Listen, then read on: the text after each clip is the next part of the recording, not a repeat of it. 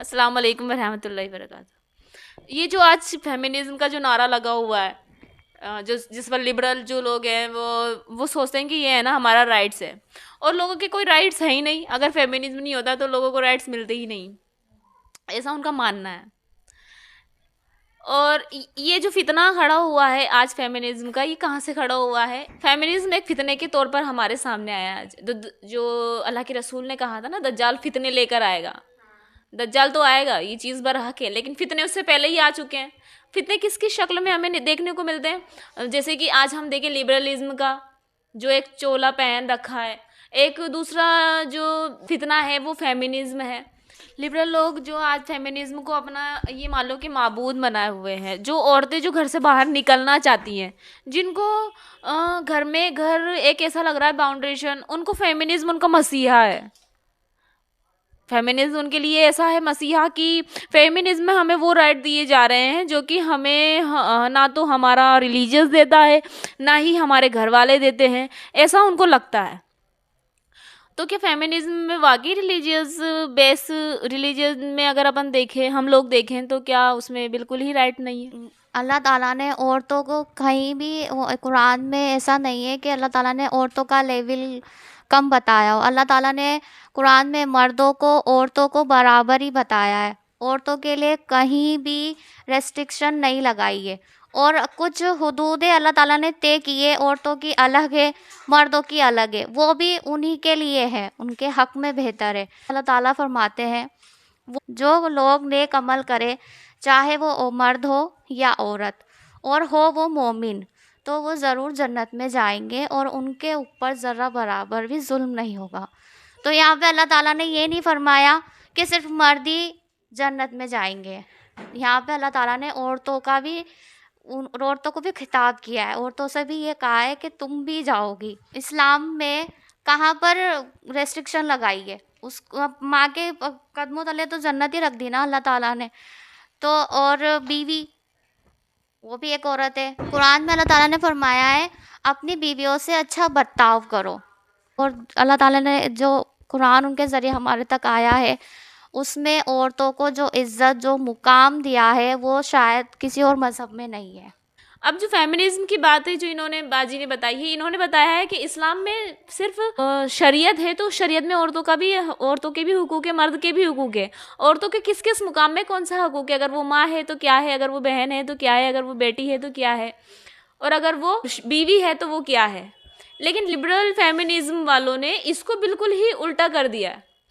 उन्होंने क्या कर दिया? उन्होंने औरत को बताया है, उन्होंने लेसन पढ़ाया है कि घर से बाहर निकलो तो तुम्हारी लिबर्टी है, तुम मर्दों के साथ काम कर रही हो तो तुम्हारी लिबर्टी है, तुम जिस तरह से मर्द कमा रहे हैं तो तुम भी अगर उसमें उतनी ही भागीदारी, उतनी ही पार्टिसिपेशन कर रहे हो तो तुम फेमिनिज्म के दायरे में आते हो और तुम्हें लिबर्टी है। लेकिन इस लिबर्टी के जो वेस्ट ने हमें सिखाई है, इस लिबर्टी के साइड इफेक्ट अगर आप देखें तो डाटा के हिसाब से अमेरिका का फेमिनिज्म अगर हम देखें, हम उसको एक एग्जाम्पल के तौर पर पेश करें कि देखो वो मॉडल है जो कि हमें हमारे घरों में नाफिज करना है, हम उसको एक मॉडल, यानी कि आपको अल्लाह का मॉडल नज़र नहीं आ रहा, आपको अल्लाह के मॉडल में आपको कमी नज़र आ रही है, तो बनाउजुबिल्ला कहीं ना कहीं तभी तो आप वेस्ट के फेमिनिज्म की तरफ जा रहे हो। कि आपने इस्लाम का फेमिनिज्म पढ़ा है? क्या आपने देखा है इस्लाम में अल्लाह के रसूल ने औरतों के साथ किस तरह का सलूक करने को कहा है? अल्लाह के रसूल ने यहाँ तक फरमाया है कि तुम्हारे उसने सलूक की सबसे बेहतर, सबसे पहली हकदार औरत है। वेस्ट में औरतों के साथ कौन सा बिहेव होता है? अमेरिका में 6 में से 1 औरतों का रेप हो रहा होता है। ये है वहाँ का फेमिनिज्म, जो जिसे खूबसूरत फेमिनिज्म कहा जाता है। दूसरा दूसरा जो एक डाटा है कि अमेरिका में अगर वहाँ पर औरतें हुकूक मांगती हैं कि अगर किसी कंपनी में 50% मर्द हैं तो 50% औरतें उनके साथ काम करेंगी, वैसी ही सैलरी मिलेगी उनको, वैसा ही काम। चलो सैलरी कहीं ना कहीं समझ में आती है कि औरतें भी उतना ही काम कर रही हैं तो मर्दों जैसी सैलरी उनको भी चाहिए। लेकिन औरतें वहाँ पर 81% एम्प्लॉय, 81% औरत वहाँ पर सेक्सुअल हैरेसमेंट का शिकार हो रही होती हैं। वहाँ पर शादी को इतनी तरजीह नहीं दी जाती, वहाँ पर इलीगल रिलेशन को ज़्यादा तरजीह दी जाती है, जिसकी वजह से वहाँ पर बच्चों की अबॉर्शन के सबसे ज़्यादा केसेस अमेरिका में है। दूसरा मसला है हिजाब का, जो कि बहुत बहुत बड़ा एक वो माना जाता है कि ये एक है ना रिस्ट्रिक्शन है इस्लाम में औरतों के ऊपर, हिजाब वाला। हिजाब अगर रिस्ट्रिक्शन है तो इस्लाम में औरतें फिर सेफ तो है ना। बहुत कम औरतें ऐसी हैं, अगर अपन यूएई देखें, अगर हम लोग यूएई का डाटा देखें अरब का, तो वहाँ पर औरतों के रेप के केस बिल्कुल नहीं है भी तो एक दो या बहुत कम है। और अगर हम अमेरिका का देखें तो वहाँ पर तो ये सब आम है। एजुकेशन के लिए हमारे दिन में मना नहीं है कि लड़कियां एजुकेट नहीं हो सकती, वो जहाँ से चाहे अपनी जो पढ़ाई है पूरी करें, पर इस्लाम के दायरे में। और जो भी वो बिज़नेस करना चाहती हैं वो कर सकती हैं, लेकिन इस्लाम के दायरे में। जो कमाई होती है वो उसकी ही है, वो जहाँ चाहे खर्च करे। और जो उसके शौहर की कमाई है उस पर भी उसका हक है। कई औरतें ये समझती हैं कि हिजाब हमारे ऊपर पाबंदी है, जबकि ऐसा नहीं है, ये उन्हीं के हक में बेहतर है। तो जन्नत में बहुत सारी औरतें मर्दों से आगे होंगी, किस बुनियाद पर?